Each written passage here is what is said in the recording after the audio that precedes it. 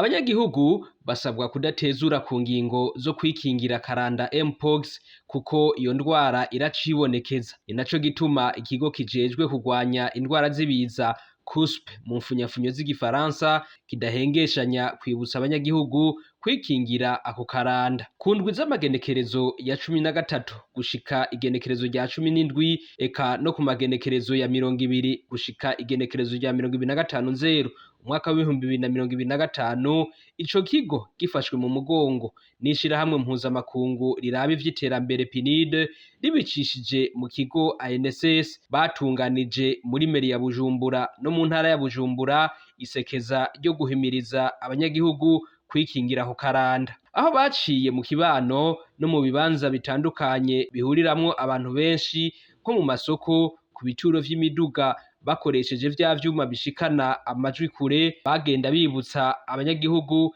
ibijanye n'akaranda Mpox. Umuntu yafashwe n'iyo ngwara y'akaranda agira ubushuhe, akameneka umutwe, agakorora, akababara mu mitsi no mu ngingo, agacika intege, akanga uruhere ku mubiri, kenshi ruba rurimwo amazi ngo ruheruke. Arahagira amasumbi, akababara mu mugongo.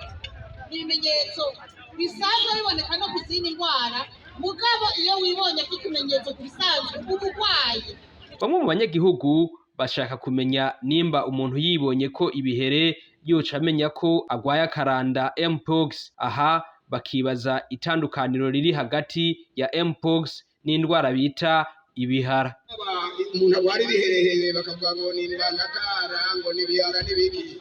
None umuntu yomenya ko ivyo bihere bituma niyo ngwara gute avyibonye ko canke abibonye kuri mugenzi. Muri CUSP bati inyishu ni kwa muganga. Yariko aravuga by'ibihere bishobora kuza ku muntu mbanakara canke ibihara, sivyo? Mwebwe twababwiye ibimenyetso vy'iyi ndwara akaranda gakomoka ku ngeri Mpox. Wowe wibona ko bijya bimenyetso bakubwiye, sinzi ko muvyibuka. Ico ukora ni igiti uca kwa muganga. Kwa muganga niho bonyene bashobora kukubwira bati wewe usanze urwaye akaranda canke wewe siko dusanze ari iyi ndwara. Ko baravyize barafise ubumenyi bwavyo, wewe ico ukora ubitura ivuriro gusa. Yemwe ntibwirizwa kumenya ngo bwa bundi niyo wiketse ko ariyo musawa ca kwa muganga. Ico ukwaye cose ivyo byose uragwaye bitura ivuriro. Kwirinda kuramukanya bakorana mu minwe canke basomana, kubana n'ibikoko mu nzu ni bimwe mu vy'abanyagihugu basabwa kwirinda kugira ngo ntibandure akaranda Mpox. Ivyo tudateza gukora navyo murabona ngaha niki nukureka kuramukanya dukoranako. Aha naho uyu akagapira gatukura no kuvuga abagwaye. Uwugwaye rero nitumwegera nitumukorako kuko no kwa muganga bamushiraho bita muri izorema akaba ukwiwe kugira ntiyanduze abandi.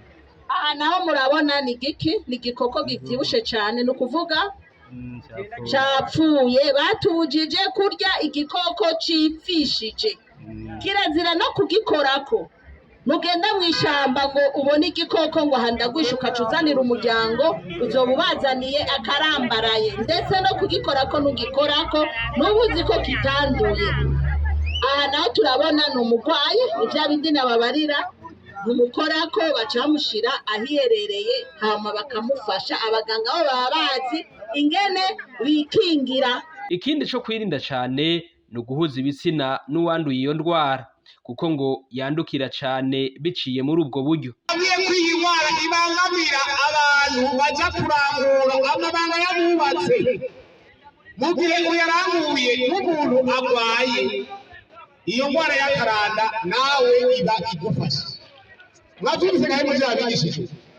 Aho ni abagabo biraturama kubera tubafise ruguru ino mugabo urabona ko ntiwomara indwi zibiri uko ugaca. Ikindi abanyagihugu basabwa ni ukwitura ivuriro ribegereye mu gihe cose bibonye ko ibimenyetso. Witura ivuriro rikwegereye. Aho bayivura ni hehe? Ntuzoje ku mupfumu kwa Rumenyi, hoya.